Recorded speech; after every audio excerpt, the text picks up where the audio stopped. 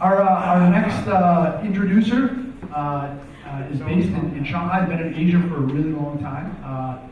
He is now with Singtel and Innovate, doing investments all around Asia Pacific, with the second largest mobile operator in the world. He also started up the leading angel group here in China. Please put your hands together for William Baobin, everybody.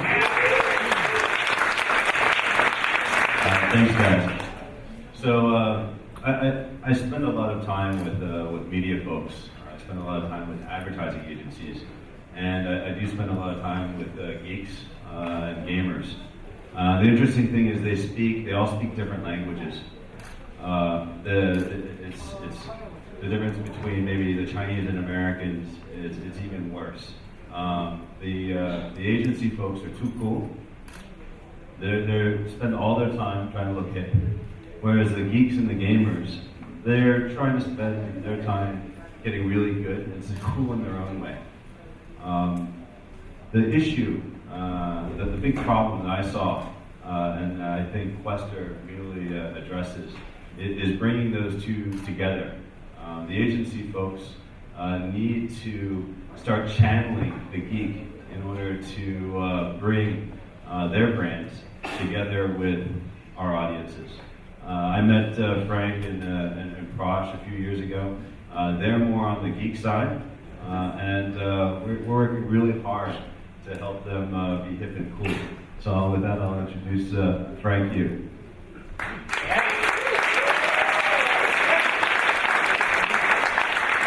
That's the hardest working man as an advisor. So if anyone knows about it, I'm going to put the microphone down. These are my hand talkers. So hi, my name is Frank. I'm one of the co-founders of Kwestr. And my job is to bring happiness and joy to your lives. And you may ask, that's a pretty tall bill. But we had a conversation with our mentor, Bill Dow of SOS Ventures, maybe about 3 or 4 weeks ago. And he posed a question to us. Essentially, really, what Kwestr is about is what is the secret of happiness? And we really thought about that, because when we first started Kwestr, we were about goals and achievements. But really, happiness to us means different things. So when Prosh says, what is your secret of happiness? And Prosh goes, well, it's blue skies and the clean air of Beijing. No, that's not it. And then when he asked me, well, what do you think is the secret of happiness? I think it's good friends and listen to Dave McClure drop F-bombs. That's really what happiness is about. And so, for different people, happiness means different things. But really, when he said to me, no, happiness is not one big epic struggle. It's not about climbing Mount Everest and getting to the top. That's the general impression of what people have. But really, it's like rings of a tree. Each part is a little process of step-by-step procedures. Oops. So in a tree, the rings represent a series of achievements, step by step. And that's really what our points of achievements are in terms of our lives and happiness and joy and satisfaction. And the point I like to make is that these achievements, it gives you that shot of adrenaline and endorphins of joy as you accomplish them. And we like that. We like checking things off. We like basically showing some progress in what we're doing. And this is the secret of games, and casual games and social games, and why it's a multi-billion-dollar industry. Why do people kill zombies wave after wave? Why do they throw unhappy birds at collapsible structures? Why do they grow make-believe vegetables? And it's all about this process of creating things and checking them off, and that process. And really, these are levels, these are lists. And that's why lists are powerful. The list is a very powerful tool for us because it helps us to unburden the things that are in our heads and to put it on paper or on the web. It also allows us to see the progress of where we are. It's like a map. It shows where we've been, and it also shows where we're going. And we have a goal, and we have a certain route to that goal. And the most important part is that we like checking them off. We like the process of doing them every day. And it's like, it's like the joy you feel when you've done a good load of laundry before the end of the week, or you've cleaned off your desk before the big weekend. We like this gradual sense of progress. And in a way, the list gives us a little bit of order from the chaos of our lives. We may have many things going, but that list is a little oasis of what we want to be. So at Kwestr, we take the checklist to the next level. And how do we do that? We put several elements. We try to socially enable it. So you can log on to Facebook or Weibo, and we can make your friends be part of your checklist. We also try to make it fun. We use the term gamification, but we really do have badges and leaderboards. We try to make it a way of commenting with your friends and being part of the discussion. We make a narrative out of your checklist. And we link to the real world with your real friends and real rewards.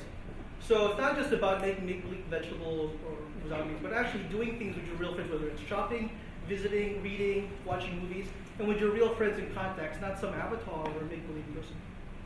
And we put it on the cloud. So whether you're on a mobile device, on an SNS, on a web, it's all there and it's persistent and ubiquitous. And we make it easy for people and companies to make tools out of it. And this means that the beauty of a checklist on paper is that we just write it and we check it off. But to put it on the web, we want to make it simple as well, so that you can create and you can share and challenge your friends to do it as well. So I've explained what Kwestr is, and I've checked that off. So let me explain to you what happens. So this is an example of a quest. You sign up for the quest, and essentially what happens is you go into the Facebook. In this case, we're logged into Facebook and not Weibo. And you start the quest by putting a comment of what you're doing and what you thought about the quest. In this case, we're doing the Kwestr, basically Harvard celebration. So it's actually the 75th anniversary of the Harvard Kennedy School. And what they wanted a way to sort of reach out to their audience, their alumni, to help celebrate this. So we made this quest to be part of that process. So you sign up for the quest, that's step one. The next step is actually to try and involve the different elements of the social media that the Kennedy School is involved in. And that's one thing that Kwestr does. It unifies all these different assets, both online and offline, and tries to make it into a narrative story. So the third step is you take your link from the YouTube channel of Harvard Kennedy School, and you paste it and put it into as a comment. So in the quest, each time you click off that quest, it actually links directly straight into whatever website or whatever link, whatever picture. And the verification system can be a picture, it could be a location-based service. It really doesn't matter. What really matters is that you do the steps. In this case, the step I used was put in the link of a favorite video, which is the UN Secretary General talking about the Kennedy School. And I was actually going to do another link. One of the alumni just won the Nobel Prize just recently.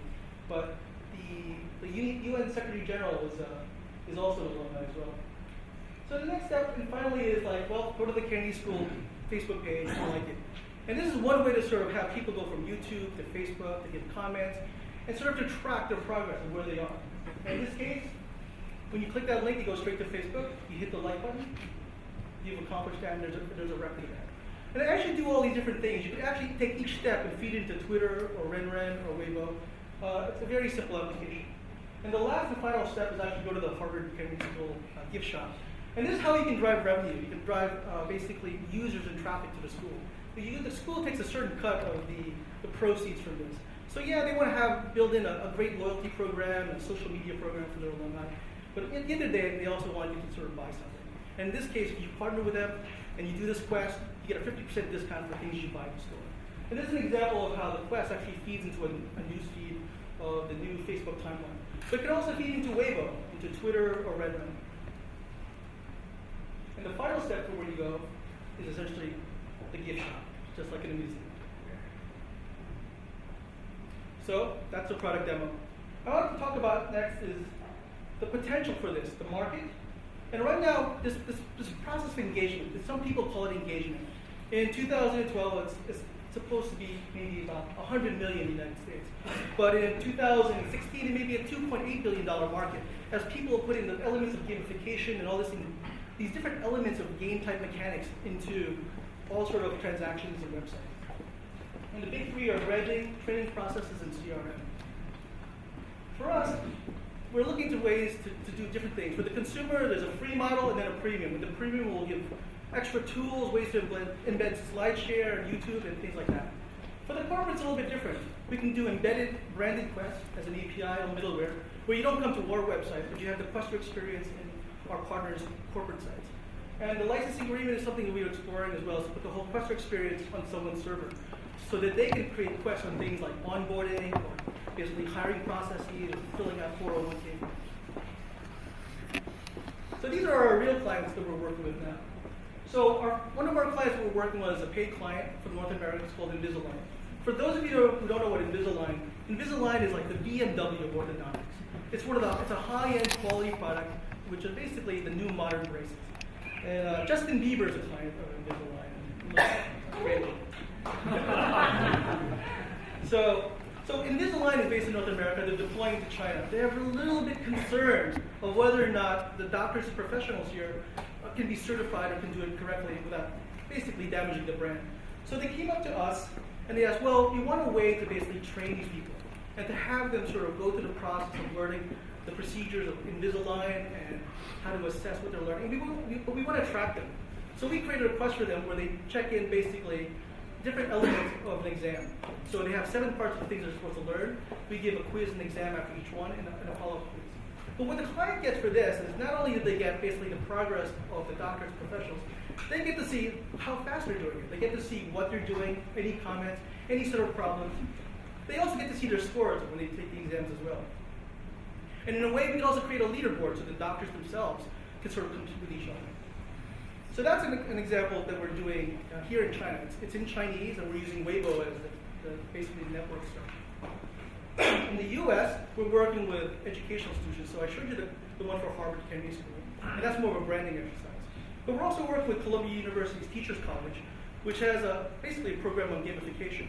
And we're proposing to use basically Kwestr as a way to train PhD and graduate students on the gamification process.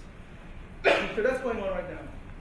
One of the first quests created was the National Kayak Champion of 2010 has created a quest to demonstrate the power of to be able to train and educate people by an expert in the specialist.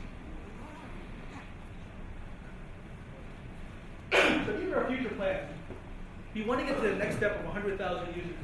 We want to build revenue with our partners, and we want to deploy to North America and Europe much more strongly. We're of course going to build mobile and SNS native apps, but we're looking to raise 350,000. The last slide's a little wrong. We have raised 80,000 in seed that we've been working on, but actually, as of 2 days ago, we've now raised a total of $130,000 US, which gives us a current burn rate of about a year and a half.